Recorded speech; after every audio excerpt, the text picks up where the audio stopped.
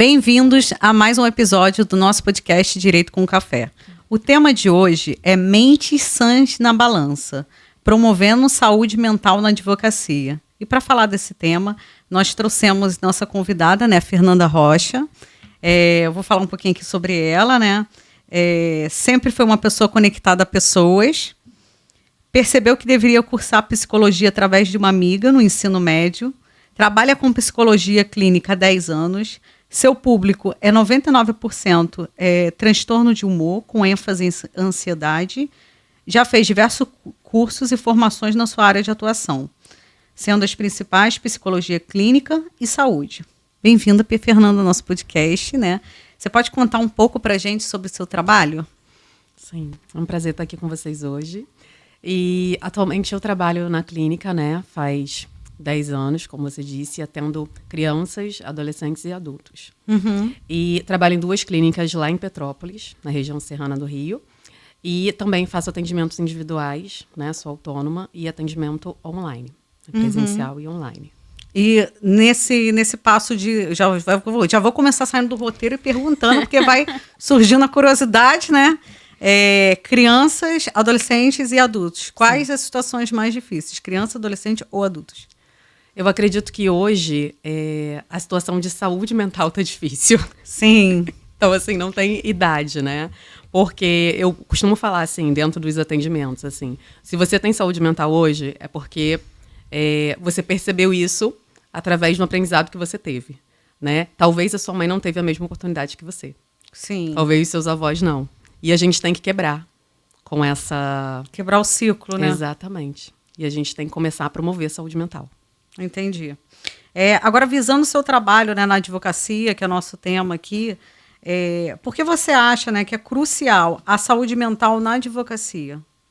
Então, na realidade, para a gente ter saúde mental, a gente tem que questionar, né? E vocês questionam muito, né? E no trabalho de vocês é esse também. E vocês lidam com pessoas que estão em sofrimento constante. Sim. Né? São problemas, são questões específicas que geram sofrimento. Então, vocês têm que estar saudáveis mentalmente para ajudar outras pessoas também a ficarem calmas, tranquilas durante os processos, né? E tudo isso, né, para a gente lidar da melhor forma possível com essas situações, a gente precisa ter uma base, que é a nossa saúde mental. E eu sempre falo assim, né, que a gente pega o problema das pessoas para ser nossos problemas. Às vezes até no atendimento, quando a gente está atendendo, né, a gente fala assim, nossa, tô pesada, né, tô com energia pesada.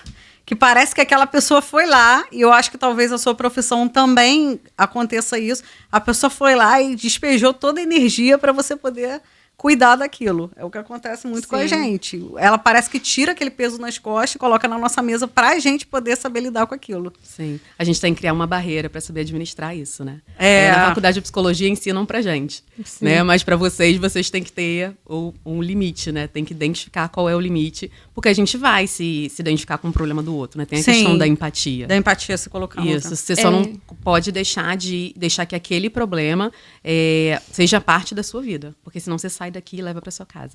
Sim. Né? E quais são os principais sinais, assim, que um advogado ou até mesmo um estagiário possa externar, né? Pra gente ver que ele tá passando por um problema de saúde mental? Sim. Alguma coisa que afete muito a sua rotina. Então, por exemplo? Por exemplo, a sua ansiedade... a gente tem ansiedade quando tá o quê? Prestes a se casar, por exemplo, né? A fazer uma prova, a fazer um concurso. Quando você termina de fazer a prova do concurso, por exemplo, a ansiedade tem que acabar. Sim. Porque a ansiedade é um processo que tem começo, meio e fim. Né? Quando você leva a ansiedade para casa, começa a conviver com a ansiedade, eu falo que vocês dão a mão, sai por aí feliz com a ansiedade, que não é bem feliz, aquilo ali passa a fazer parte da sua vida. Então, tá indo além do esperado. Então, isso é um sinal que você precisa buscar ajuda. Entendi. E tem gatilhos, né, também que... Sim, o pessoal fala muito de gatilhos, né? E gatilhos tem a ver com traumas, né? Uma coisa que a gente passou na nossa vida.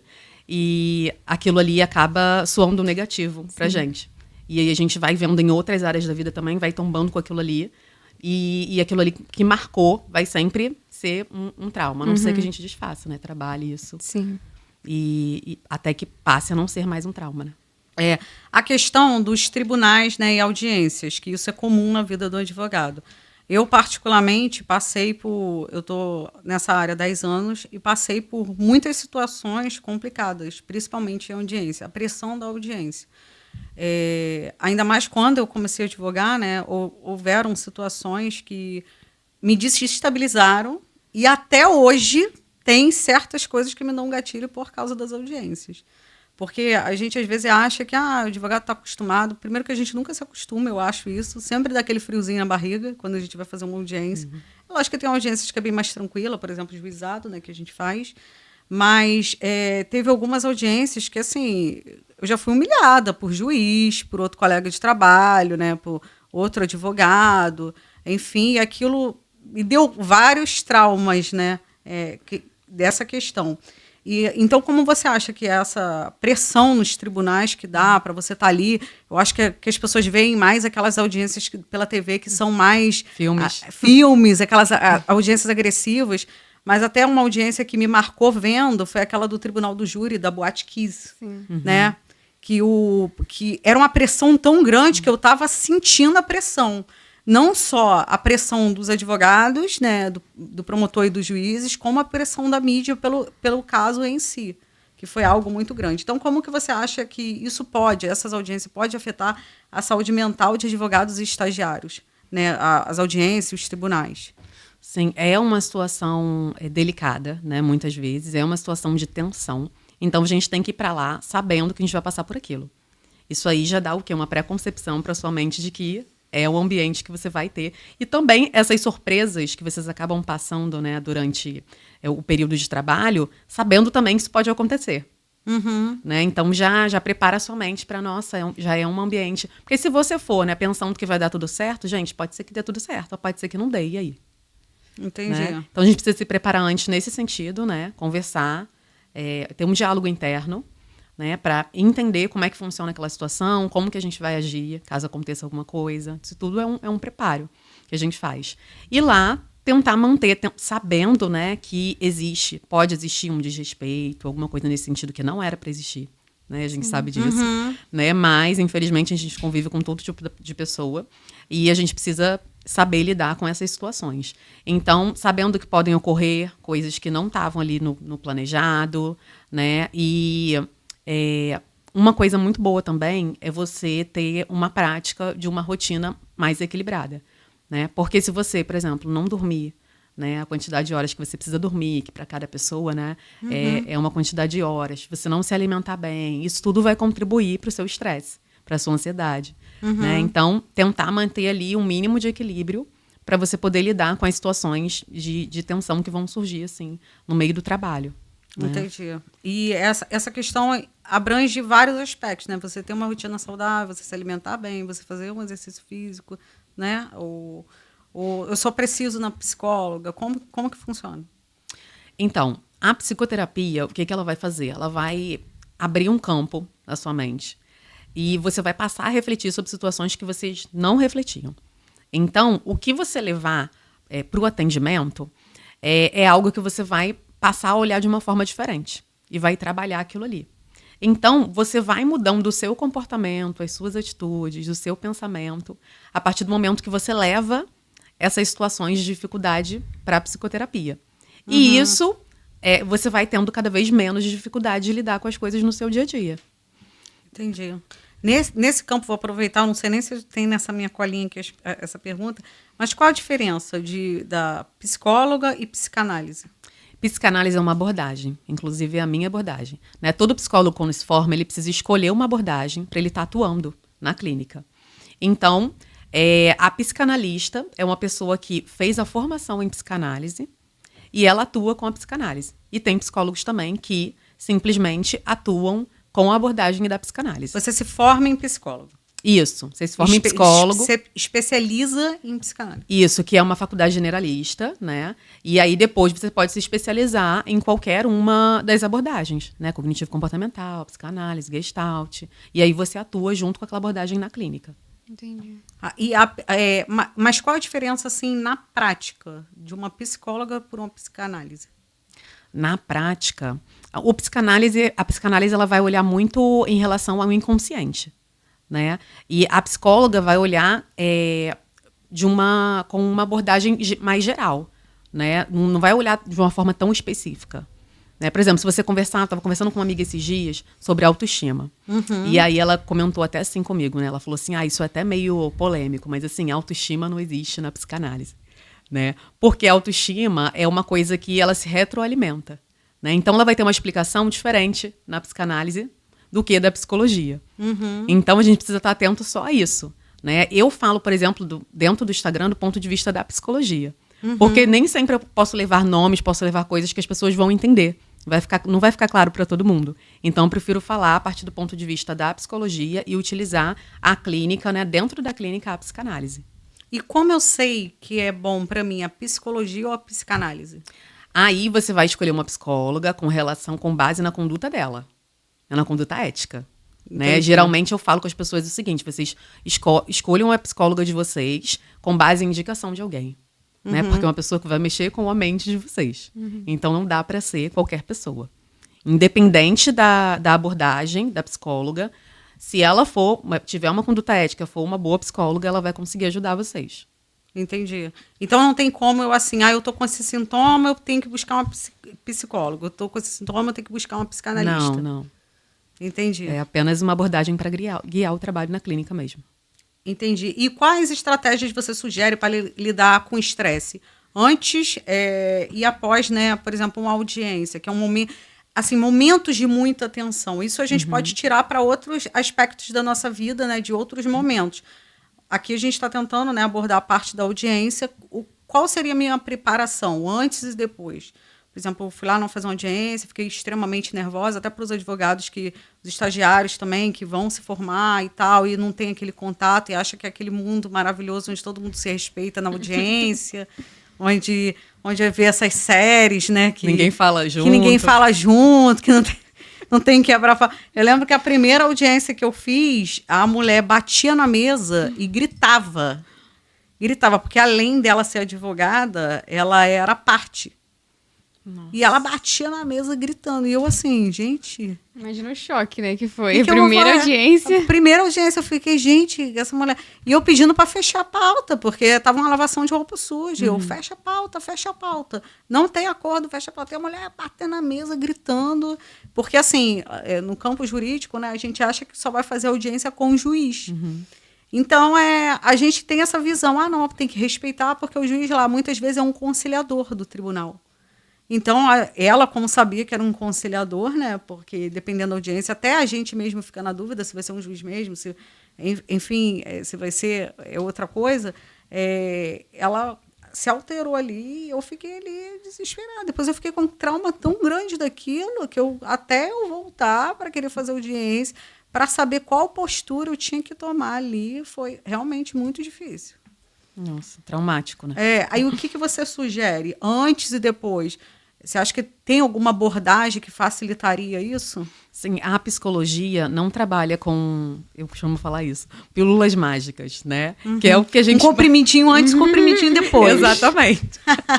Então, assim, eu até fiquei pensando, assim, que eu tinha visto essa pergunta, né? E aí eu pensei assim, gente, mas não dá para, assim, medir, vamos dizer assim, como você vai se comportar diante de um trabalho, né? Só porque você fez alguma coisa antes, né? E você vai poder fazer alguma coisa depois. Então, é uma coisa muito específica, vai de pessoa para pessoa. Mas tem umas técnicas que eu chamo de emergenciais. Então, por exemplo, aquela respiração diafragmática, né? Você pode fazer antes de entrar. Porque seu coração a ansiedade vai diminuir, seu coração, né? Vai estar ali com as batidas equilibradas, né? Você não vai ter sintoma de ansiedade, assim, que às vezes a gente fica nervosa e fez uma respiração, você vai estar tranquila ali, né? E no final você vai poder ir para sua casa, ou enfim, para algum lugar, se acalmar, né? Eu brinco que o dia da audiência é o dia que eu não faço nada depois. Que eu tenho que parar e refletir. Sim, né? sim. Tem algumas audiências até que é juizado, que são mais tranquilas. Juizados, são aquelas de pequenas causas, né? Que você vai lá, 5 minutinhos, com a parte, com o juiz leigo e tal, não sei o quê. Mas tem umas audiências que eu já fiquei, assim, 3 horas na mesma audiência dentro da sala. Então, assim, eu saí de lá falando assim, cara, eu tenho que ficar uma semana descansando para poder fazer outra audiência. E é a sua conduta que vai dizer como que vai ficar a sua saúde mental até na próxima. Né? Porque você pode ali se traumatizar ou ficar refletindo sobre aquilo de uma forma negativa, né? E aquilo ali impactar a sua vida de forma negativa. Né? E se você falar, não, foi só mais uma hoje, né? A próxima vai ser... É a conduta que você tem internamente mesmo, que vai fazer a diferença. É a briga interna. Exatamente. Eu tenho um colega que ele falou uma coisa para mim esses dias, eu achei bem interessante. Ele falou assim, que sempre que ele está vindo do trabalho para casa, ele começa a refletir tudo que foi bom e tudo que foi ruim, ele, tipo assim, fala, isso eu não quero levar. E vai trabalhando na mente. Isso é muito clichê, assim, quando a gente fala... Porque provavelmente alguém que está nos assistindo vai falar assim, mas como se fosse fácil assim, vai pegar os problemas, colocar dentro de uma bolsa e largar no meio da estrada. Mas é isso algo que tem que ser trabalhado, né? Isso é o autoconhecimento na prática. Não é algo fácil, ninguém disse que seria fácil, mas é a gente refletindo sobre aquilo e tentando colocar em prática. Por que ele faz todo dia? Porque todo dia tem alguma coisa diferente. Porque todo dia ele pode ter um aprendizado diferente. Então é isso que vai fazer com que a gente, muito mais do que o antes e depois da audiência, entendeu? É o todo dia que vai fazer a diferença na sua vida, assim como a alimentação, assim como os hábitos que a gente tem. É a famosa rotina. Isso, rotina. Porque ninguém adquire rotina de um dia para a noite. Né? Tem até uns livros aí de autoajuda que falam assim, como ter rotina em 3 dias. Né? Que a parte da psicologia deve pirar com esse tipo de livro, né? E eu não sei nem como... Assim, na verdade, eu sei como vende. As pessoas estão desesperadas. Sim. Mas, ao mesmo tempo, assim, não acredito que tenha muita coisa interessante no livro, não. Como trabalhar uma vez na semana. Como se ficar rico em 5 dias. Tem uns negócios tão absurdo, né? Que você fica... Assim, essa questão dos livros e tal confundem muito seus pacientes, que às vezes vão lá querendo receitas de bolo, que você escreva alguma coisa para aquilo funcionar. Sim, inclusive pedem, né? Pedem, você não tem alguma coisa para me falar? E é interessante, né? Porque a forma que eu me coloco, né, na clínica é... Na verdade, todo psicólogo, né? Ele não pode ficar falando de si, não pode ficar... Senão vira uma amizade, né? Deixa de ser um psicólogo que está ali para auxiliar a pessoa. E aí, sempre vem umas pessoas e tentam, né? Falar, mas o que você acha? O que você é? Eu tenho que sempre lembrar que, gente, eu não acho nada. Eu tô aqui com uma técnica. Eu tenho que lembrar disso para não perguntar à minha psicóloga. Eu tô aqui... Que às vezes eu falo assim, mas o que você acha que eu devo fazer? O que você faria? O que você faria? Sim. E aí eu tô aqui utilizando uma técnica, eu tenho que lembrar as pessoas, né? Mas assim, às vezes quando eu tenho bons livros, a pessoa falando comigo, eu lembro de um livro e eu falo. Inclusive tem um livro interessante sobre isso. E aí eu tenho os meus livros. Tem os meus livros que eu indico, né? Então, por exemplo, Vulnerabilidade, A Coragem de Ser Imperfeito. Sempre quando falo vulnerabilidade, eu lembro desse livro. Ele é maravilhoso, né? Ele tem na Netflix, tem a palestra dela, né? Da psicóloga, que estudou por anos o assunto de vulnerabilidade e parece que, não sei se foi a tese de mestrado ou doutorado dela que virou um livro. Então, assim, é uma coisa altamente... É um best-seller e é realmente um conteúdo, né, satisfatório para a pessoa pegar ali e utilizar aquilo na vida dela. Então, a gente tem que indicar bons livros, né? E não esses... Sim, de resolver a vida em 3 minutos, né? Sim. E engraçado que tem um meme, né? Que eu adoro postar esse meme. Toda vez que ele aparece lá no meu feed, eu posto. É assim, vontade de pegar o braço da minha psicóloga e falar assim, vai ter que me dizer o que fazer sim. Sempre que tem esse meme, eu reposto esse meme, né? Vontade de pegar ali e falar, né? Porque a gente quer isso, a gente quer resposta, né? Quando a gente vai. Eu acho que deve essa pressão de vocês também de ter esse cuidado de não poder dar uma resposta, né? Uma pronta. Receita de bolo.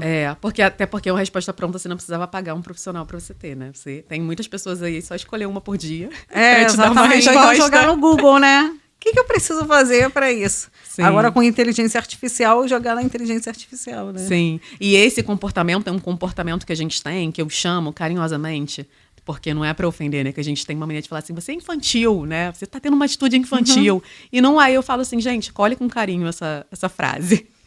É um comportamento infantil, porque a gente quer resolver logo, igual uma criança. Sim. E a gente precisa de tempo, a gente precisa de limite. A gente precisa saber a hora de fazer cada coisa. E isso é um comportamento adulto.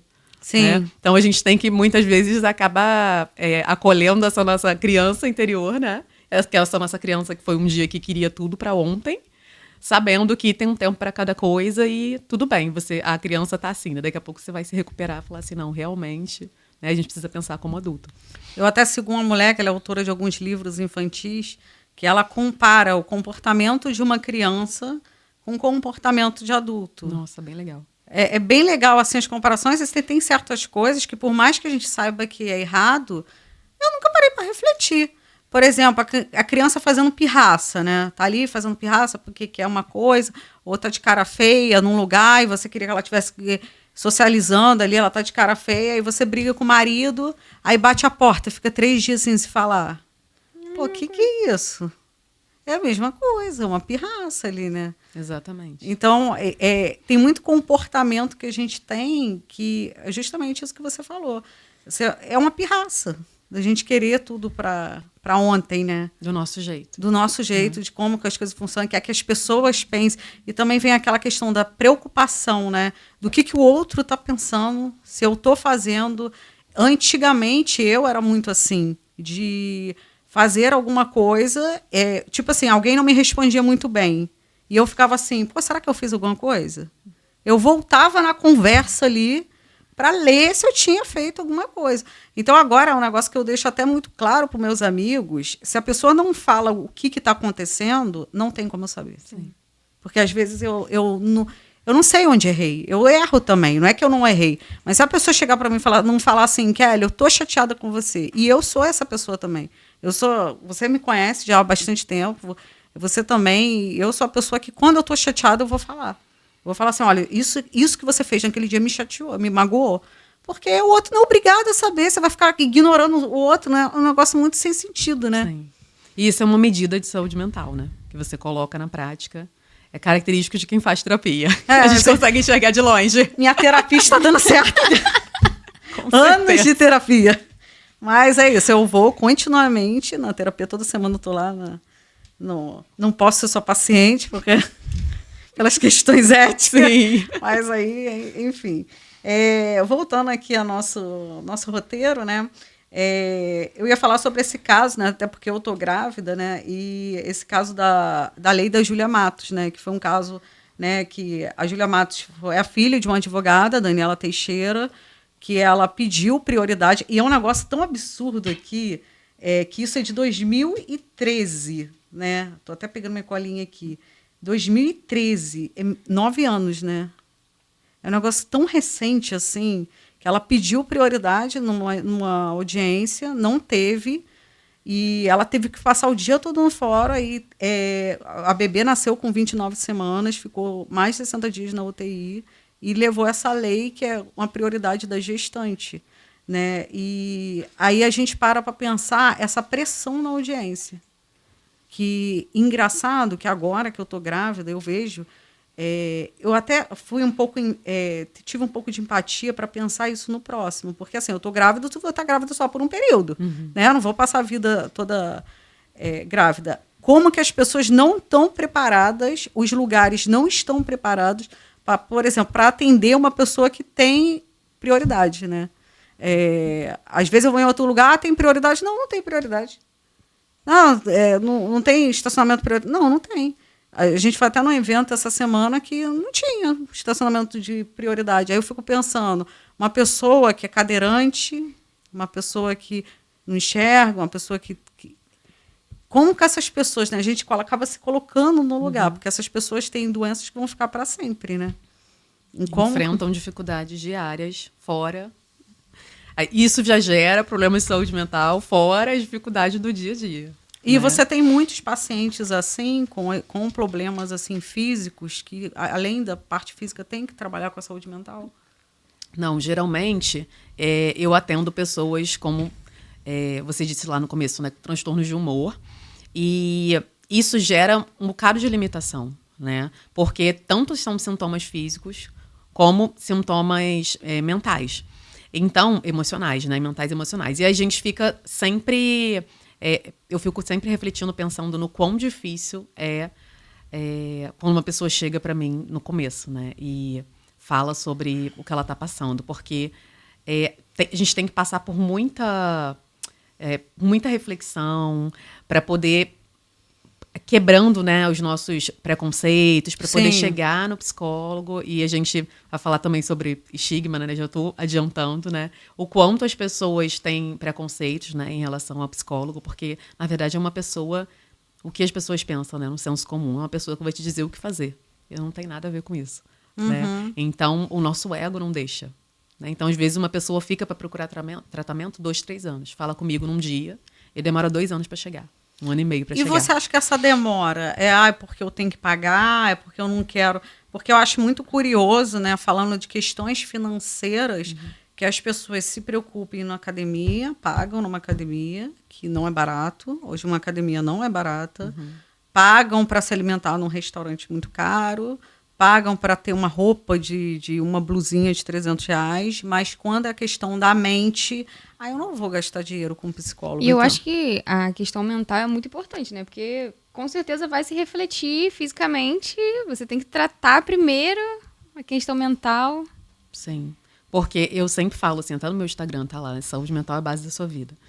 E eu até tinha deixado antes, saúde mental é base. Eu falei assim, não, tem que ser mais específica. É a base da sua vida. E as pessoas não têm noção do poder da nossa mente, do quão nossa mente pode impactar negativamente, assim como essa questão que você falou do caso. Né? Então, assim, vai gerando um estresse, vai gerando uma angústia e aquilo ali vai indo tudo pro seu corpo. Né? Parece que sai da mente e vai direto pro sangue, assim, né? Pras veias. E, assim, isso tudo vai trazendo prejuízo pra gente. Né? Vai liberando cortisol, né? E a gente vai ficando cada vez mais incomodado até que a gente não sabe. Daqui a pouco acontece um infarto, né? Sim. Acontece um aborto, acontece um infarto, acontecem muitas coisas e a gente não faz ideia. Então, assim, se a gente parar para medir, a gente consegue entender, assim como você falou, né? Que a saúde mental é muito importante, mas os psicólogos estão lutando por isso há muitos anos, né? A gente teve aí a Nízia da Silveira, foi uma psiquiatra famosa, tem até o filme, né? Nízia, o Coração da Loucura, com a Glória Pires. Maravilhoso esse filme. E ela fala, né, sobre tanto as condições das pessoas. Na época, ela tratava pessoas, né, e começou a ver não só como doenças, né, começou a olhar para essas pessoas como pessoas. E aí via não vou contar o filme, né, gente? Mas assim, o impacto, né, que isso gerou na vida das pessoas. As pessoas são enxergadas ali, né, como pessoas, de fato, e não doenças. E muitas vezes o preconceito que a gente tem, que você está falando em relação ao outro agora, né, essa preocupação de não querer decepcionar o outro e tal, a gente pensa que, quando a gente está doente, que o outro está vendo a gente como uma doença. Até mesmo a doença física, né? Sim. Não só a mental. Então, por isso que as pessoas não falam, muitas vezes, que estão fazendo terapia. Sim, né? Porque acha assim que está tratando, né? Eu vou para o psicóloga, tenho o psiquiatra também, porque eu tive que ficar um período e ainda estou. E eu acho engraçado que as pessoas sempre falam assim, né? É clichê isso, coisa de maluco. Sim, exatamente.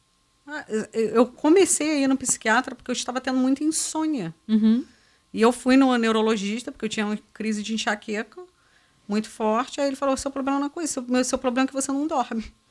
Aí fui para o psiquiatra para fazer um tratamento ali do sono, né? E ele falou que, olha, você precisa de uma psicóloga contínua. E agora, entrando em outra pergunta, a psicologia, né? Você ter uma psicóloga é para sempre? Não. Eu sempre gosto de comparar com uma coisa que a gente faz sempre, para poder vocês terem uma noção de como é que acontece. Então, assim, o que eu posso comparar? A gente precisa se alimentar, a gente precisa tomar banho, né? Então, assim, sempre, né? A gente precisa cuidar das áreas da nossa vida, né? Eu gosto muito da roda da vida, né? Que é uma ferramenta, né?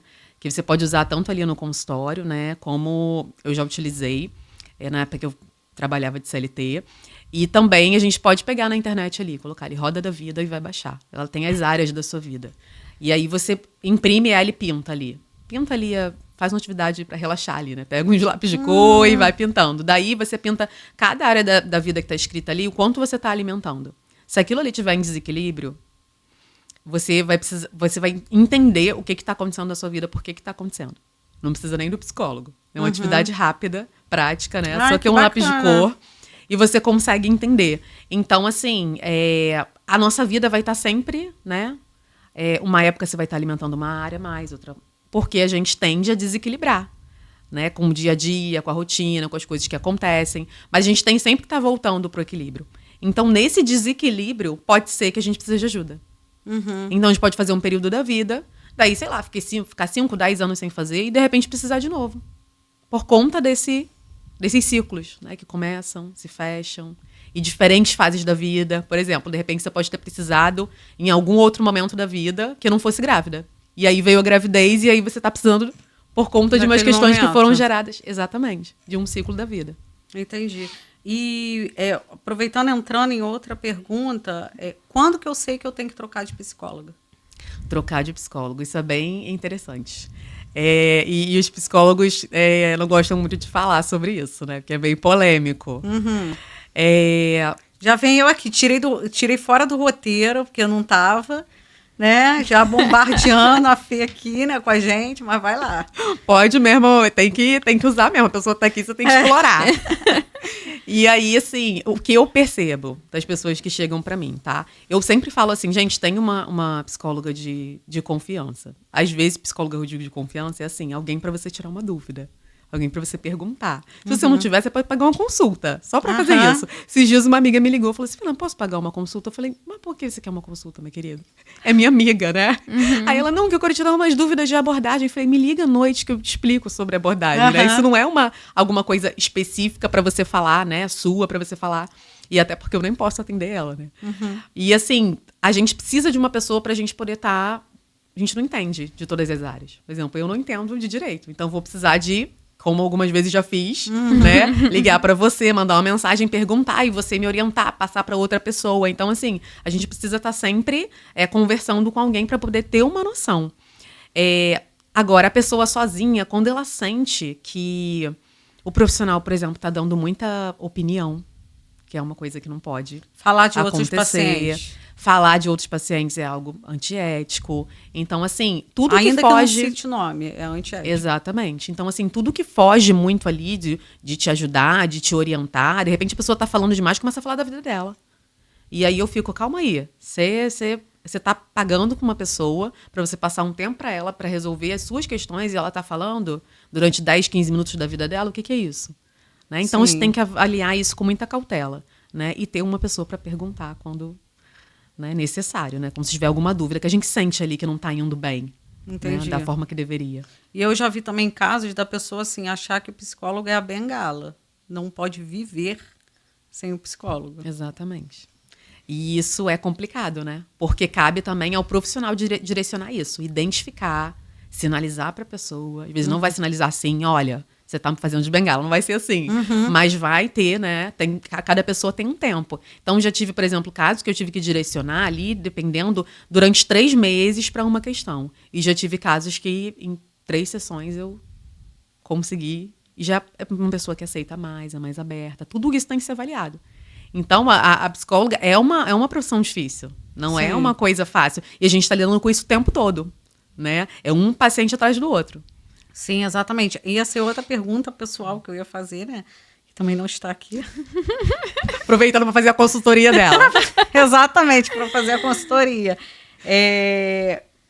Como que você lida com essa questão? Às vezes você ter 3, 4, 5 consultas no mesmo dia, aquela 30 mil problemas na sua cabeça. Você, psicóloga, tem que fazer terapia. Sim, com toda certeza, gente. Psicólogos precisam fazer terapia. Né? Entenda de uma vez por todas que quem não quiser falar sobre isso, alguma coisa de errado está fazendo. Já tem que fazer terapia pelo fato de não querer falar sobre isso. Exatamente, porque eu preciso estar bem, né? Assim como eu comentei que vocês precisam estar bem, né? Para poder auxiliar a pessoa que estiver na minha frente. Até porque se eu tiver o mesmo problema que o dela, ninguém vai poder se ajudar ali. Né? A gente vai ficar um olhando para a cara do outro. Então, preciso tratar a minha questão que eu tenho, né, com o meu psicólogo, com a minha psicóloga, para poder, quando chegar ali para atender, eu estar segura, né, que eu sou bem resolvida naquilo para ajudar aquela pessoa. E em algum momento pode acontecer de eu bater de frente ali com um problema que eu realmente não sei. E aí a gente precisa encaminhar. Isso precisa acontecer. Né? Assim como vocês também, né? Às vezes vem um caso, sei, estupro, né? Uma coisa mais pesada, e vocês precisam falar que não tem condições. Já tem como a gente faz aqui. Sim, tem uma limitação, né? Primeiro que eu acho que o advogado não consegue pegar tudo, né? Quem faz isso, nossa, parabéns. Mas a gente aqui não consegue pegar todas as áreas. Família, consumidor, criminal, papapá, não consegue fazer isso. Então, a gente limitou aquelas, por exemplo, família é uma área que a gente sabe fazer, né? Mas a gente não costuma pegar. Porque é muito emotivo. A gente já faz a parte previdenciário. O que é a parte previdenciário? Muita pensão por morte. São muitos casos desse tipo, né? Pensão de morte tanto para filho quanto para pessoas, aposentadoria. Você vê a pessoa ali trabalhou 35 anos e não consegue se aposentar porque o INSS é auxílio-doença também. E muitas questões que a gente tem que fazer um podcast só sobre isso, falar com doenças mentais, das questões de aposentadoria e auxílio-doença, né? Então, são casos já que mexem muito, né? São histórias de vida, né? Exatamente, são histórias de vidas. Não não me desfazendo, mas não é um consumidor que está reclamando por causa de um copo quebrado. Mas são 35 anos da vida da pessoa, 40 anos da vida da pessoa que a pessoa está ali, né? E que a gente acolhe pra gente, né? Pra gente poder resolver. Exatamente, que a gente briga, né? Sim. Esse dia a gente estava até comentando isso, que a gente fica triste com a sentença improcedente. E não necessariamente é por causa do dinheiro. O dinheiro, não vou ser hipócrita para falar que não ganhando, a gente às vezes não ganha nada também. Mas a questão é o direito da pessoa. Tirar daquele... Eu tenho até um caso, né, em que uma cliente estava em câncer terminal e eu consegui o benefício dela, 3 meses depois ela veio a óbito. E aquilo me mexeu muito comigo, né? E eu pensei assim, ela pelo menos morreu com um pouco de dignidade, porque eu consegui o benefício para ela 3 meses e era alguém que tinha o direito. Sim. Então, essas coisas mexem muito. Aí aqui a gente não pega mais família, que envolve muita criança, divórcio, guarda. Muito aí aquela delicado. briga onde às vezes o interesse dos pais fala mais alto, né, do que a resolução do problema em si, né? Então a gente tem que escolher a nossa briga, tem que escolher o que dá para fazer também, né? Sim. E falando sobre essa questão, né, na advocacia a gente trabalha muito com prazos, né, que impactam a saúde mental dos profissionais, porque a gente tem prazo.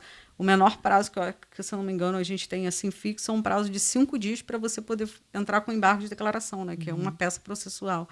Então, e outros escritórios, até que eu estagiei, às vezes não tem uma gestão muito boa, né, e aquilo fica muito em cima, acumula muita coisa.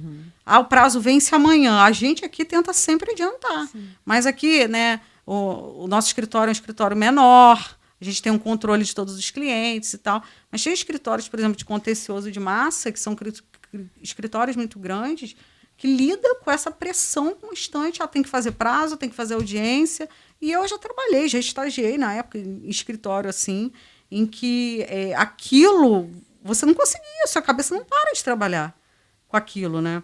E você acha que essa questão, né, dos prazos, desses escritórios que não tem essa coisa, impacta não só na vida do estagiário, mas na vida do advogado? Com certeza. Eu penso que, como a gente estava falando da pílula, né, agora há pouco, não dá para ter essa pílula. Então, assim, antes de você trabalhar com aquilo, né, o estagiário ele precisa viver essa experiência para entender, né, se eu gosto disso, se eu quero isso, né? Mas na hora de você escolher, a pessoa precisa perceber, assim, eu tenho perfil para isso? Sim. Né, para estar lidando com isso agora? De repente, não. Aí, de repente, não vai para um escritório, né? Não vai trabalhar com alguma coisa, né, específica nesse sentido. De repente, vai pensar em alguma outra coisa para fazer.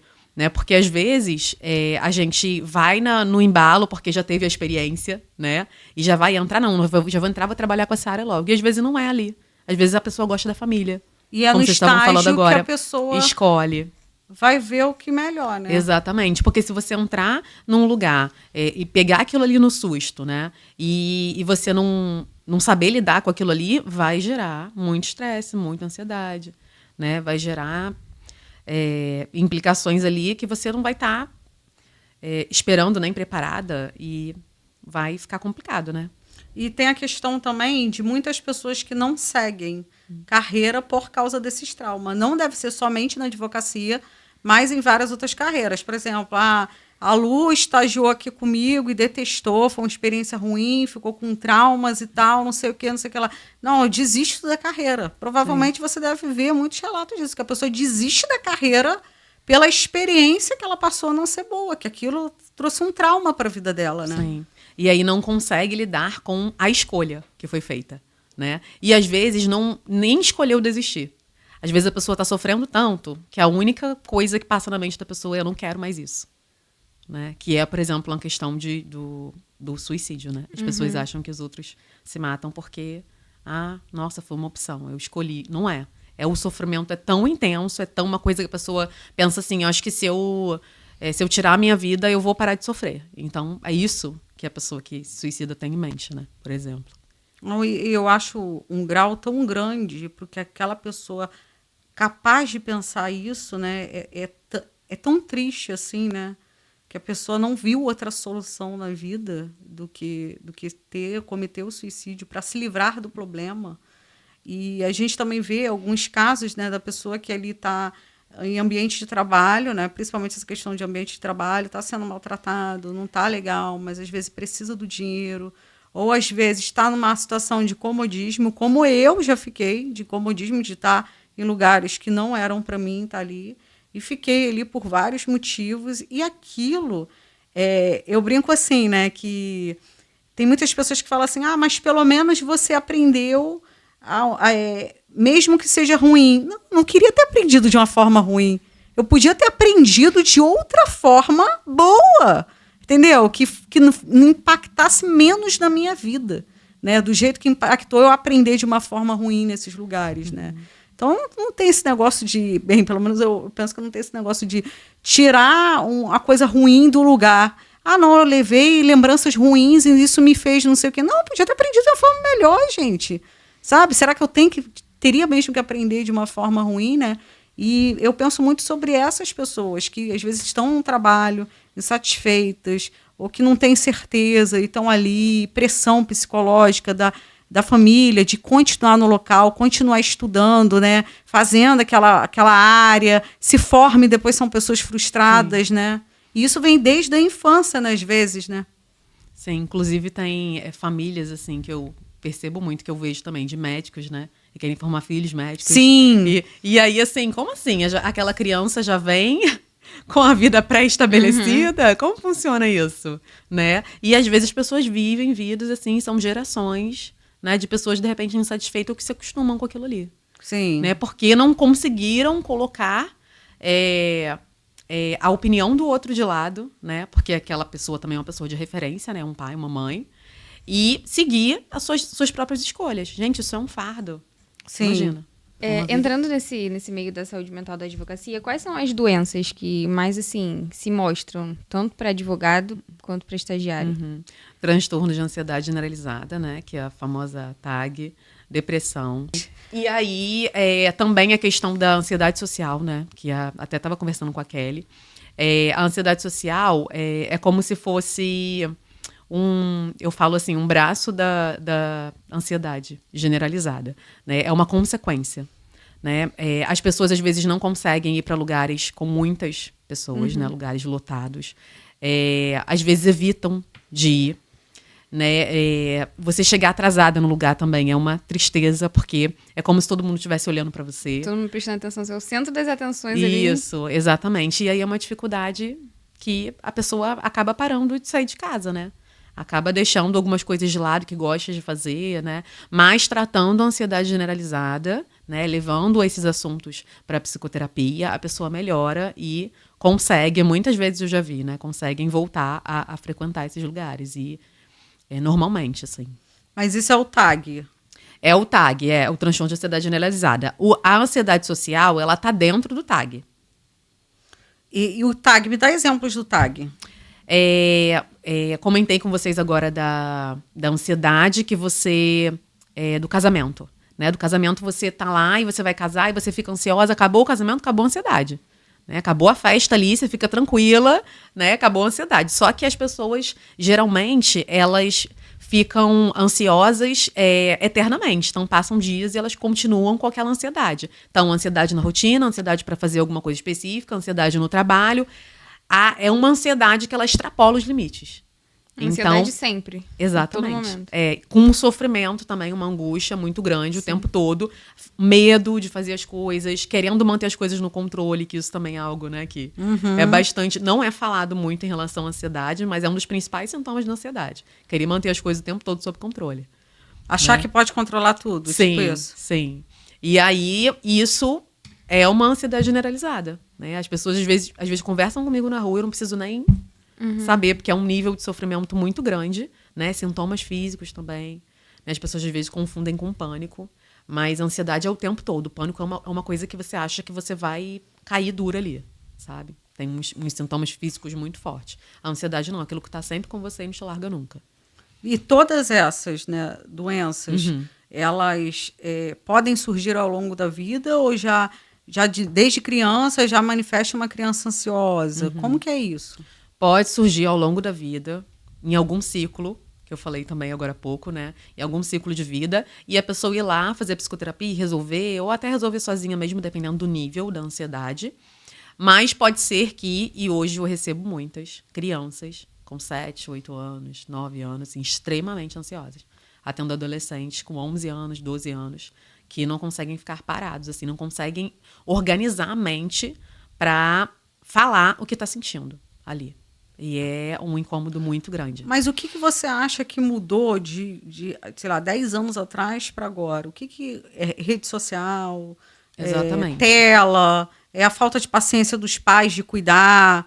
Porque antigamente, né, na nossa idade, mais uma vez eu não vou ficar falando aqui quanto tempo tem, mas a gente brincava de queimado na rua, pé descalço. Sim. Hoje em dia, as crianças com 2 anos já tá com celular na mão. Com celular Exatamente, com celular 24 horas, porque eu lembro que eu ficava no quintal brincando. Meu avô tinha feito um balanço para mim, eu ficava no balanço ali, brincando com meus brinquedos. E hoje em dia parece assim que os pais, né, quem cuida às vezes de criança, não, eu não tô com tempo, vou colocar uma tela ali que é mais fácil de distrair. Eu vi até esses dias, né, um bebê brincando e tal, a mãe chamava, a criança olhava, aí ela ligava a televisão, aí a criança ficava assim, ela e chamava, o bebê não olhava mais.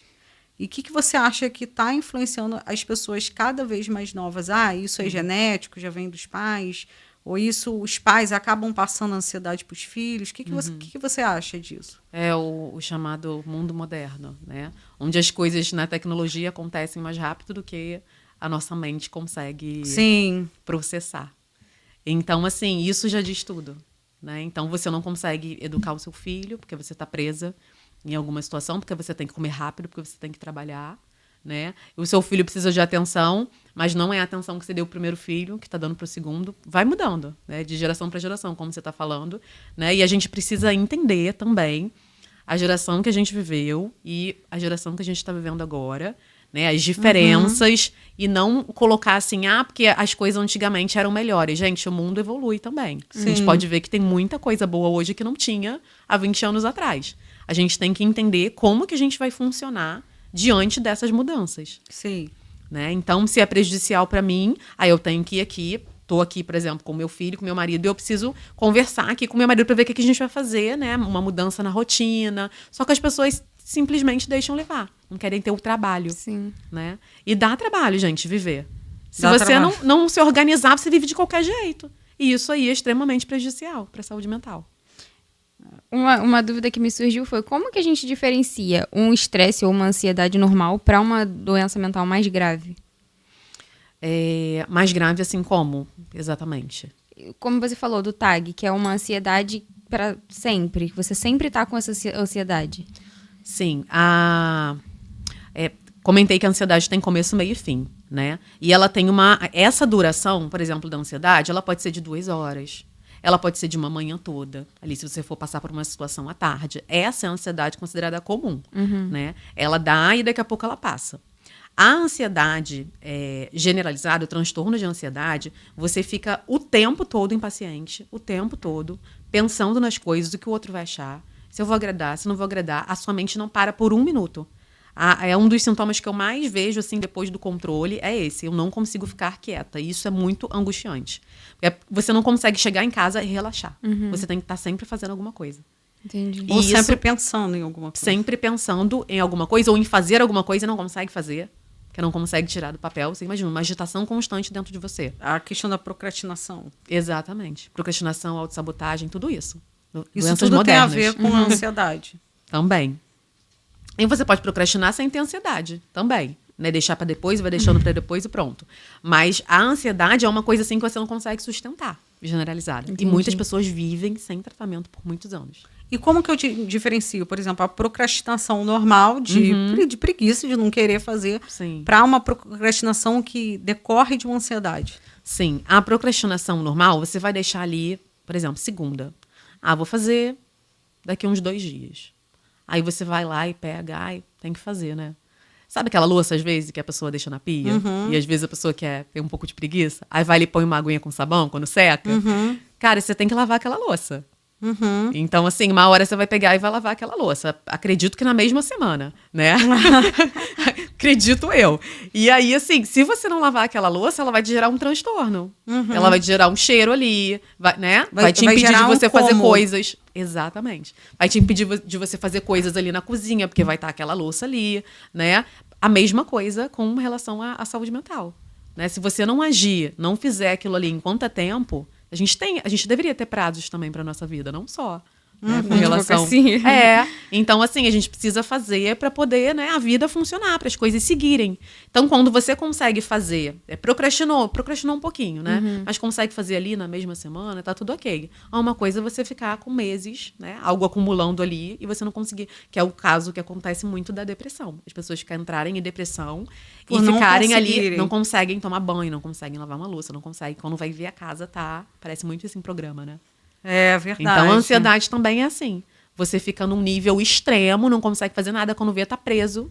Né? Não foi pro trabalho, tá jogado ali uma semana no sofá. E ainda tem as pessoas que vê algumas coisas como preguiça, Sim, aí fala, mas é só fazer isso, né? Como se nossa vida fosse, é só. sim. Só fazer isso, é só lavar louça, Esses- só tenho...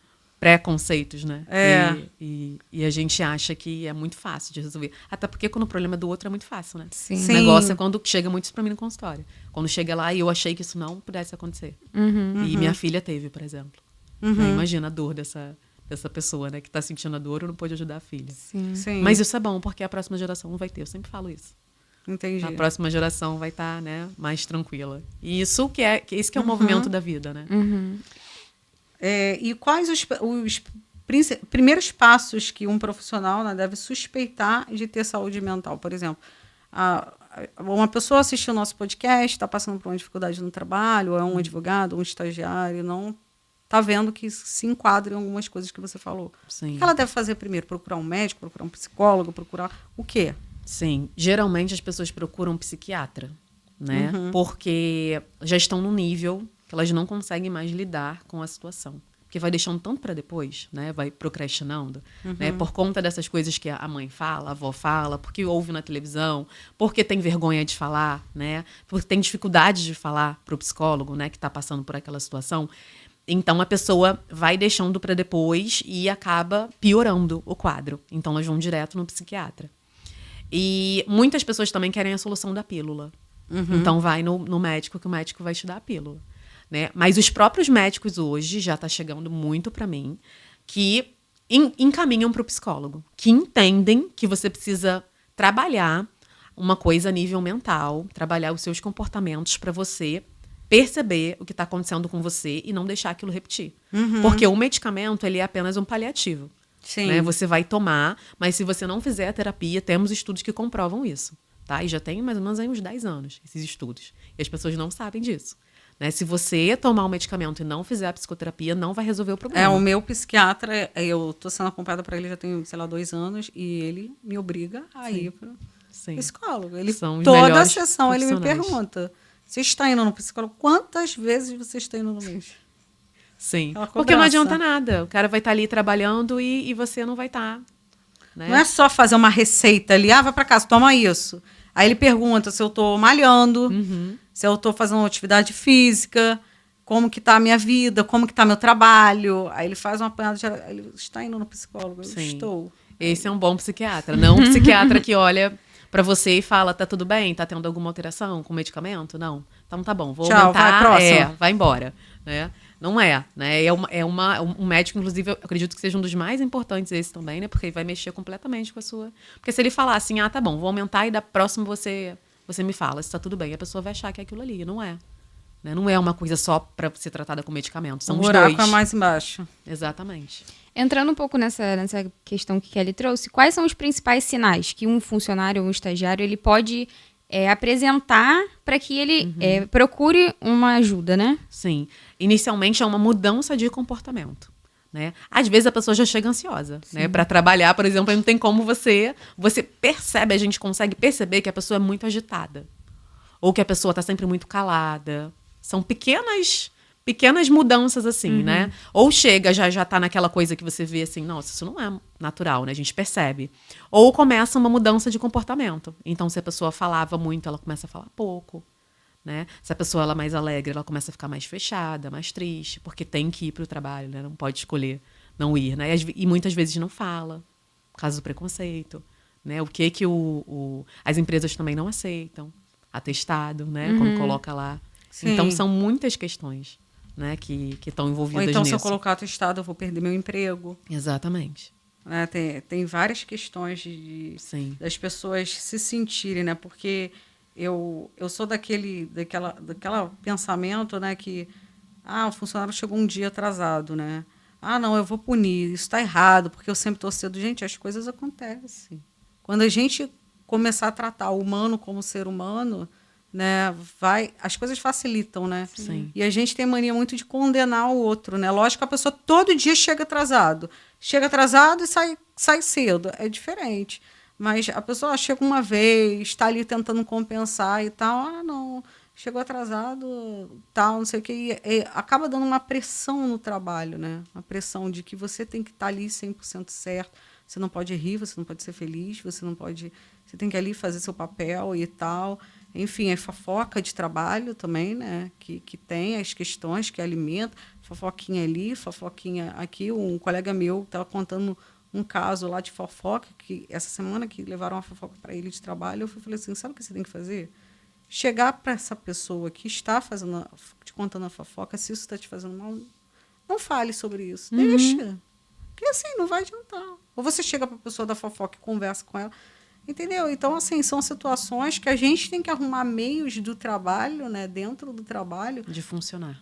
Para funcionar, porque senão a gente vai pirar. Teve uma vez que uma colega minha foi num psicólogo, acho que foi num psicólogo ou psiquiatra, e ela falou assim, eu não estou feliz com meu marido, eu não estou feliz no meu ambiente de trabalho, eu não estou feliz na minha família. Aí ele, então, você tem que largar um dos três. Porque não dá para você ser infeliz em tudo. Ou você vai ter que largar seu marido, ou você vai ter que largar seu trabalho, ou você vai ter que se distanciar da sua família. Porque a pessoa ser infeliz em todas as áreas não está dando certo, né? Tem que trocar ali. Mas o que eu mais vejo, eu acho que você também deve ser... as pessoas até me falaram esse negócio, que uma psicóloga falou uma vez, negócio de o furor do cocô. Você está ali, no quentinho, acomodado, ali... A outra bebeu água, coitada, quase engasgou. Do nada, não fala sério. Enfim, mas você tá ali no quentinho, mas é cocô. Entendeu? Você não quer sair dali, porque ali tá quente, acomodado, você tá acomodado. Tá acostumado ali com aquele ambiente, sentir aquele cheiro, tá tudo certo. Exatamente, o cheiro pra não você talvez... Gente, a vida é muito mais do que isso. Exatamente, é muito mais que o furor do cocô. Sim. E aí? Como que a ansiedade influencia o desempenho profissional e as relações no ambiente de trabalho? Nossa, a ansiedade influencia de tantas formas. Ela vai fazer com que você não consiga, por exemplo, cumprir os prazos, né? Que é o que a gente já falou hoje também. Então, se você não cumpre os prazos, vai atrasar, e aí vai procrastinar. E aí, como que funciona o trabalho? Né? Ele não funciona.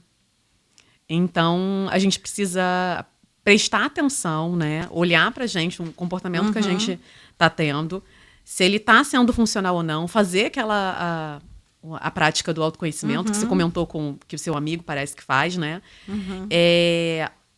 Parar para um momento do dia, gente, 1 minuto, para se perguntar se o que você tá fazendo, sabe, tá te trazendo resultado ou não tá te trazendo resultado. Tá sendo bom para você ou não tá sendo bom para você, que é isso que vai chegar. Né? É isso que vai chegar. Realmente, eu tô agindo diferente de 2 meses atrás. A prática do autoconhecimento. Né? E não dá pra gente pegar isso e querer resolver, né? Antes. Você tá falando aí do antes e depois, né? A gente tá falando sobre a pílula, eu tô com isso na cabeça. Não dá pra gente querer resolver do dia pra noite. Né? Então, a gente precisa fazer esse trabalho de formiga mesmo, de todo dia, da rotina. A rotina, pra mim, é uma das principais coisas que a gente tem que... pra estruturar. Pessoa ser ansiosa, rotina é tudo, né? Rotina, tem que ter rotina. Eu falo isso no consultório, faço pra mim, indico, que é uma das melhores coisas que tem. Você ocupar a sua vida com coisas que fazem sentido. Sim, é muito importante isso. Eu brinco que eu sou fã da rotina, eu amo rotina.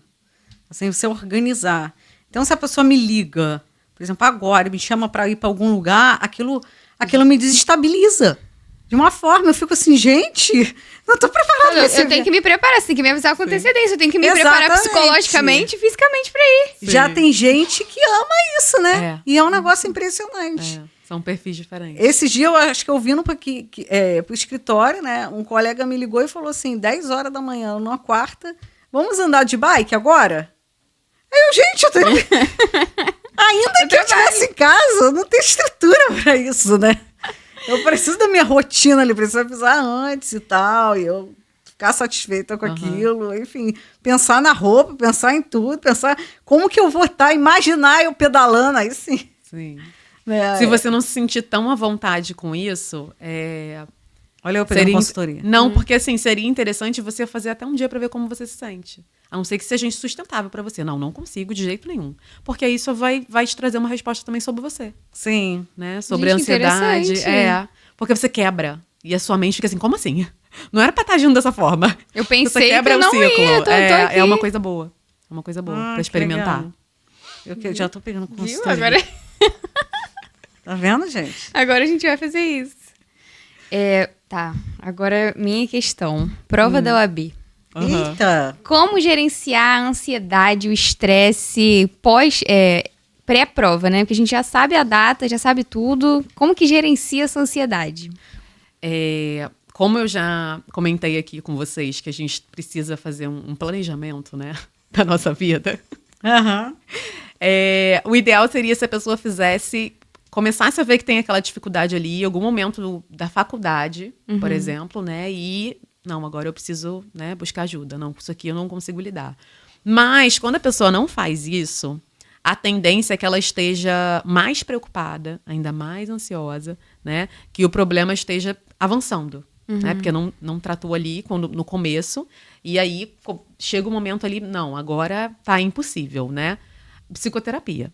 Tem que ir para psicoterapia, porque senão você não tem um limite pra gente lidar sozinho com as coisas, né? Eu costumo falar também, comparando isso, assim, você precisou de ajuda com a sua mãe, até uma certa idade, pra poder fazer tudo. Por que você virou adulto? Você, não, ninguém pode me ajudar agora. Como assim? Né? Precisa da ajuda de um advogado, né? Precisa de ajuda de várias pessoas, né? Por isso que existem várias profissões e várias faculdades, e porque a gente tem que pedir ajuda para os outros quando a gente precisa. E a gente não faz, por causa do ego. Principalmente, né, para o psicólogo. Então, a gente tem que entender que tem que quebrar esse ciclo e buscar o tratamento psicológico para resolver aquela questão ali, que principalmente quando é rápido assim, né? Que tem um ciclo ali para você fazer, sabe que um ano você precisa se preparar, pré-vestibular também, eles já sabem hoje que é muito importante colocar, né, psicóloga, para poder fazer ali umas terapias de grupo, para poder conversar com os adolescentes, todos esses momentos na nossa vida que são momentos cruciais, que vai, né, levar a gente para um outro patamar, vai levar a gente para um outro nível. Eu sempre fico muito nervosa para fazer prova, mas eu tenho colegas que realmente extrapolam. Sim, elas tomam remédio, tem que tomar calmante para fazer prova. E assim, uma prova nesse porte, né, que decide seu futuro, bem ou mal, né, uma prova todo mundo pressiona, já tirou carteirinha. Não é? Não, mas já é advogado com a OAB. E assim, eu fico imaginando como que essas pessoas podem gerenciar essa questão de vai tomar remédio para fazer uma prova super importante, sabe? Então tem que ter todo esse acompanhamento prévio, né, psicológico, para poder... Até porque se você for tomar o remédio para fazer uma prova, daqui a pouco você tá tomando remédio para tudo, para fazer qualquer outra coisa. Porque vai ser ali o seu medicamento milagroso, que na verdade vai até te prejudicar, né? A gente sabe que o medicamento ele vai ajudar a gente numa área e vai prejudicar em outra. Não, e você tomou o medicamento hoje, amanhã não está fazendo o mesmo efeito. Exatamente. Você aumenta a dose. Porque não tem a ver aí daqui a pouco é mais forte. Exatamente. Se você não trabalha a mente, né? Sim. E essa questão, né? Eu sou muito daquela pessoa que... Da lei da atração, eu acredito tanto nisso, da lei da energia atração física, né? Que você atrai exatamente aquilo que às vezes você está com um pensamento. E eu, às vezes, talvez eu até peque por pensar, às vezes, positivo demais. Que eu fico assim, gente, vai dar certo, confia. Confia. Eu sempre falo assim. O bordão de Kelly, confia. Meu bordão é confia. Eu falei, gente, confia, vai dar certo. Aí eu achei engraçado que um amigo meu estava respondendo um caderno que você faz a pergunta tem uma pergunta por dia, né, nesse caderninho. Aí ele postou assim, você tem plano B? A pergunta era, você tem plano B? Ou tipo assim, você acha que o primeiro plano vai dar certo, ou você sempre... Aí ele mandou a gente responder. Aí eu respondi assim, não tenha plano B, confia. Confia no plano A. É lógico que a gente não pode levar isso para tudo, né? Quando a gente fala assim, a gente tem que ter muito cuidado da questão de, eu quero te pegar um carro, eu ganho R$1.000 por mês, eu quero pegar um carro e pagar uma prestação de 5.000 por mês. Confia. Pô, não existe isso. Mas essa questão da força, que as coisas vão voltar para você ser uma pessoa boa, fazer bondade com as pessoas, né? Tá naquele ambiente feliz. De manhã, eu acho que a Lu percebe isso. Eu posso estar com um problema que for. Eu geralmente não tento estar chateada aqui no trabalho. Eu sempre chego, bom dia, e tal, não sei o quê. E reclamo de algumas coisas, mas a gente ri o tempo todo, né? Trabalhando. Enfim, e assim, meus problemas de casa estão em casa, meus problemas com minha família estão com minha família e tal, e você gerenciar tudo isso, né? E essa questão da lei do universo, de você atrair coisas boas, isso é tanto poder que nossa mente pode ter, né? Essa semana eu fui até numa fisioterapeuta pélvica e ela falou que a dor do parto, né, do parto normal, em si, se crescia pelo fato das pessoas acreditar que aquilo é impossível, assim, né? Eu tô ali, o bebê na hora da passagem e tal, não sei o que. Ela não que não sinta dor, mas às vezes a mente da gente cria um buraco. Eu estava até falando para você essa semana sobre aquela meditação do Headspace, que tem uma meditação lá da dor. Que aquela meditação, para mim, nossa, é perfeita, assim. Você consegue aliviar a sua dor em uma meditação. Um negócio tão bacana, né? Porque você consegue ali controlar a sua mente, né? Sim. Eu passei por uma situação, saindo um pouco do assunto, mas não saindo completamente, que tudo é saúde mental, né? Você sabe, né, que eu passei por uma situação de problema de coluna durante a pandemia, e eu fiquei muito tempo para me recuperar, muito tempo. Eu fiquei 1 ano e meio praticamente deitada, trabalhando deitada, fazendo tudo deitada. E depois eu não sabia quem eu era, porque você se torna uma pessoa doente quando você fica muito tempo, né? É uma dor que passa a ser crônica, né? E eu comecei a estudar muito sobre dor. Principalmente sobre dor crônica, né? Sobre pessoas que passavam por dores crônicas, li livros.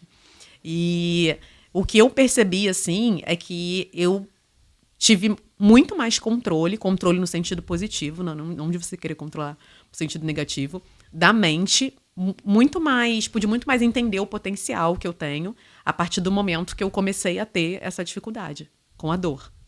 Então, eu respirava, fazia respiração diafragmática, que é essa que eu te falei que dá pra fazer antes da audiência, e fazia respiração sério, fazia respiração contando direitinho. Daqui a 3 minutos, 4 minutos, a dor sumia. Como assim? E cadê o comprimidinho? Né? E existem relatos, casos, porque isso não vai passar na TV aberta. Né? Ia falar o nome de uma emissora. Mas, assim, existem casos que pessoas que não usam medicamentos, né, que fazem só isso, o poder da mente. Sim. Né? Então, elas trabalham a mente a um nível que, eu não preciso disso. Totalmente contrário do que a sociedade prega, né? E a mentalidade positiva é Eu chamo de mentalidade positiva, isso que você falou do otimismo, né? Porque isso te gera uma saúde mental. A curto prazo, médio prazo, longo prazo. Sim. Porque você está sempre falando sobre isso, contagiando as pessoas com isso. Sim. Né? E isso vai gerando um ambiente saudável. Sim. Então, isso aí também evita, né, os transtornos mentais. Né? E entrando ameniza. nessa questão, a gente também não pode deixar de falar da positividade tóxica. Né? Que é aquela pessoa que você, às vezes, está contando ali uma coisa, mas você tem saúde, você respira. Seja grato, sabe? Aquela positividade tóxica. Pô, Sim. você tem o direito, às vezes, de... Sim. Né? Você é mais que ninguém deve... sabe sobre isso, né? De positividade tóxica. Aquela pessoa Sim. que... eu tô sentindo... Poxa, tem aquelas pessoas, né, que sentem problemas por tudo, que aumentam sempre, que você fala assim, hoje eu tô com dor de cabeça. A pessoa, nossa, eu tive dor de cabeça toda semana. Né? Tem esse tipo de pessoa e tem uma pessoa, às vezes, que tá desabafando ali e você... escuta do outro. Mas você tem uma família, você respira. Olha a pessoa que está abandonado, sem teto, né? Que você tem a obrigação de estar 100%, né? Sim. E você tem que estar bem porque você tem o mínimo. Você tem que estar bem porque você tem além do mínimo. Sim. Né? Então, assim, exclui completamente o individual, né? O que você está sentindo, né? Completamente negligenciado, para você poder estar contente ali com o mínimo. Porque Sim. é o mínimo que a pessoa acha. Também ainda tem isso, né? Na opinião da pessoa, é o que você acha que não devia reclamar, porque então ela está passando por cima daquilo que você sente, daquilo que você pensa, da sua dificuldade, do que você está sentindo no momento, das suas emoções. Sim. E isso não é uma coisa legal, não deveria acontecer. Entrando nessa questão ainda da OAB, qual a importância, assim... Porque quando a gente faz estágio, a gente aprende muita coisa, né? Como que o estágio, essa questão da prática, pode influenciar na estratégia mesmo, de não ficar tão nervoso, porque você sabe na prática, então você pode aplicar aquilo ali, entendeu? Sim, a mentalidade positiva, que é o que a Kelly estava falando, ela vai influenciar muito. Porque ela vai, tanto a fé, né, que você tem ali a sua espiritualidade, a sua religião, né, e você acreditar naquilo ali, porque você não tem controle. Essa é a questão. Né? A questão só não é porque eu tenho que me preparar, que eu tenho que fazer com o curso específico, que eu tenho que ter um bom estágio. Gente, também. Mas aí, cadê a base? A mente que é a base, né? Então, se você não entender que você não tem controle, né? Objetivar as coisas que, às vezes, não podem ser objetivadas, mas a gente tenta, né? Então, assim, você entender que você não tem controle, que é uma situação, né, que você vai passar, é transitória, apesar de... E também você pode ter uma outra chance de fazer também, né? A prova. Tudo isso, você se conscientizar das coisas que você precisa se conscientizar. Então, assim, não é milagre, né? É apenas você falando com você mesma. E às vezes parece algo tão simples, né? A gente já comentou aqui, mas é revolucionário, porque simplesmente a maioria das pessoas não faz. E aí quem faz tem um diferencial. Na prova, na vida. E o ambiente também, acho que ele influencia muito, né? Nessa questão, tanto do estágio quanto do ambiente familiar. Essa questão de não ter uma pressão para você fazer aquela prova. Sim. Né? Se você tem pais tranquilos, né? Se você, por exemplo, mora sozinha, já conseguiu algum tipo de independência e está fazendo essa prova, você consegue procurar um psicólogo, né? Se você tem um financeiro mais ou menos equilibrado, vai depender muito ali de como as coisas estão ao seu redor. Né? Mas tem pessoas também que conseguem, né, se equilibrar dentro de ambientes conflituosos, mas assim, é muito mais difícil. Né? Essa pressão psicológica que a gente tem é muito grande. Acho que mais no ambiente familiar mesmo, de fazer... você tem que ser alguém na vida, você tem que fazer essa prova, você tem que passar porque você tem que me dar dinheiro para sustentar a casa. Sim. Entendeu? Essa questão pesa muito na gente. Sim. Como se em nenhum outro emprego você pudesse fazer isso, né? Como se aquela fosse a sua única chance da vida. Você só pode ser feliz ali. Isso. De agarrar uma oportunidade. E você só vai ser feliz passando na prova ou...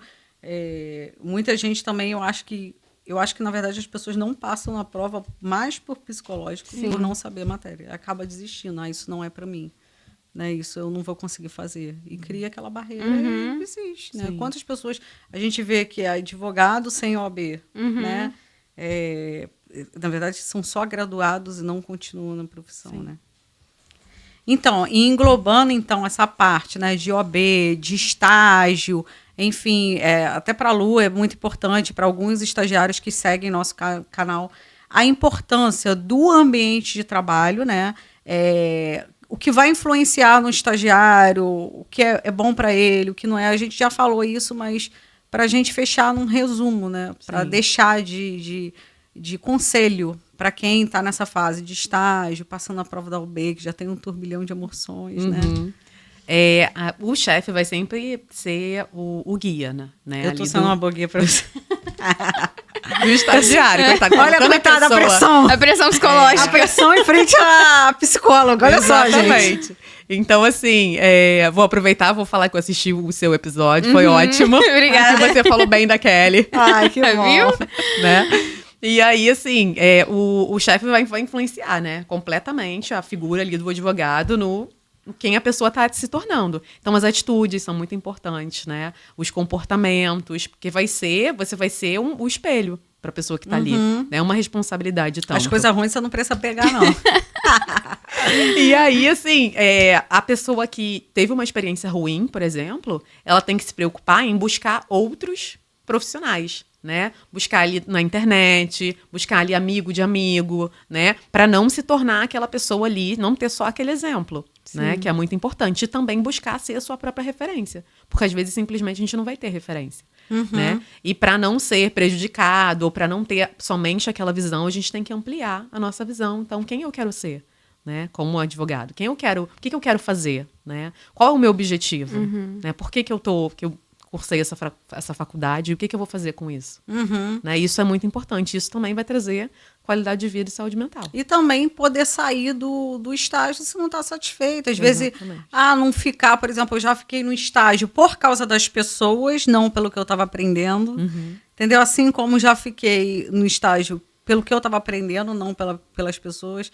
E se policiar nessa questão, né, de fofoca, do ambiente de trabalho, do que você fala, do que você leva consigo, né? Que isso é tudo um aprendizado para a vida, né? Sim, exatamente. E para fechar, finalmente, a gente fala beça, né? Eu queria que você deixasse um conselho para quem está seguindo o nosso canal aqui, para quem assistiu, tanto para advogado, quanto para estagiário, quanto para trabalhadores, essa questão, né, da ansiedade, dessas síndromes que vem, que a gente vê, essa burnout, que eu também não sei falar, tem algo que tem sido novo, né? Eu não sei novo na psicologia, mas pra gente, agora que a gente ouviu já falar sobre isso, excesso de trabalho, enfim. Eu gosto muito de uma frase que eu acho que ela é a cara do autoconhecimento, que somos o que fazemos, mas somos principalmente o que fazemos com aquilo que somos. E essa frase, assim, me guia. Até já coloquei lá no meu Instagram. Eu falei um pouco sobre essa frase também. Porque não é só você ter objetivos. Não é só você ter sonhos. É o que você está fazendo, né? Para poder tornar eles reais, exatamente. No presente, para que no futuro isso aconteça, né? Dentro das metas, né? Às vezes as metas deixam as pessoas nervosas, mas o que você está fazendo ali de pequenininho que vai levar você a um lugar onde você fique satisfeita com você daqui a um tempo. Então, não é a gente pensar para o futuro, porque a gente pensar para o futuro vai causar transtorno de ansiedade. A gente pensar para o futuro, às vezes, vai causar ali, eu não vou conseguir, né? Uma insegurança. Um caminho muito longo. Exatamente. Então, isso tudo vai prejudicar, isso tudo vai fazer com que a gente não tenha saúde mental, né? Com que a gente desenvolva outras questões para trabalhar. Mas se a gente pensar no agora, né, tem uma frase guia, né, tem ali o que as pessoas chamam de mentor, né, que meio que ficou, foi transformada ao longo do tempo. Vou falar de coach aqui não, gente, mas é isso que eu estou tentando dizer. Mas assim, você ter uma pessoa ali de referência para te ajudar, sabe, como se tiver uma dificuldade, e você não ter medo de falar, de comunicar. A comunicação é essencial. Você não ter medo de buscar ajuda, né? Isso tudo, acho que essa frase traz para mim.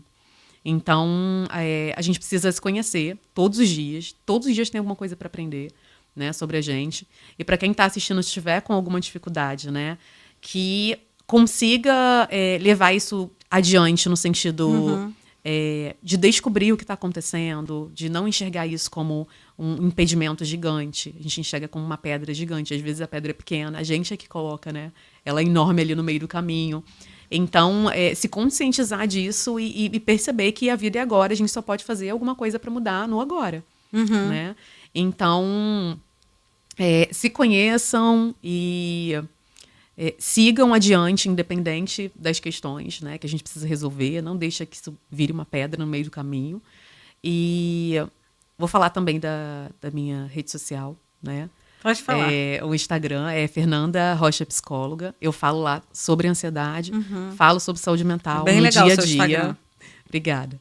E aí eu trago sempre uma questão assim, do dia a dia mesmo, do que eu estou passando, do que eu penso, do que eu vejo nos atendimentos. E isso vai ajudando a gente a refletir e trazer esse conceito para a prática. E né, a gente está com a mente autoconhecimento. aberta para isso, né? Exatamente. Isso é muito importante. Se você estiver fechada, você não consegue sair do lugar. E às vezes pessoas permanecem anos e anos fechadas. A gente tem sempre que estar aberta para o novo.